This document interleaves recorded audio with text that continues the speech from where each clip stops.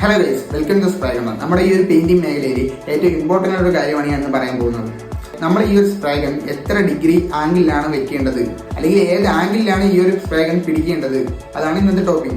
അപ്പോൾ നമ്മുടെ സ്പ്രൈഗണിന്റെ ഡിസ്റ്റൻസ് വരുന്നത് 6 to 8 ഇഞ്ച് വരെയാണ് ഡിസ്റ്റൻസ് വരുന്നത്. ഇതിന് രണ്ടിനകത്തായിരിക്കും ബോഡി പാനൽ വരേണ്ടത്.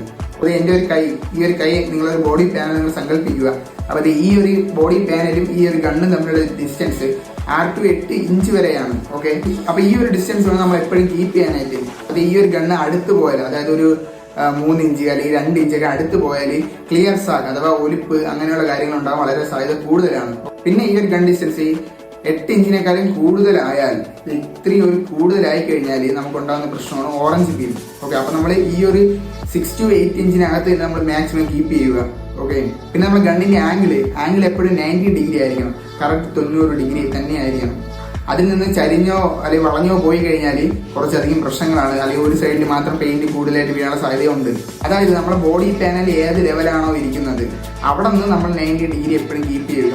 അതായത് ഇപ്പോൾ നമ്മൾ റൂഫ് അടിക്കും നമുക്ക് 90 ഡിഗ്രി ഇങ്ങനെ കിട്ടത്തുള്ളൂ. അപ്പോൾ ഈ ഒരു പൊസിഷനിൽ അടിക്കണം. അല്ലെങ്കിൽ നമ്മൾ ഫുഡ് പെയിന്റ് ചെയ്യുന്ന നേരത്ത് ഈ ഒരു പൊസിഷനിൽ അടിക്കണം.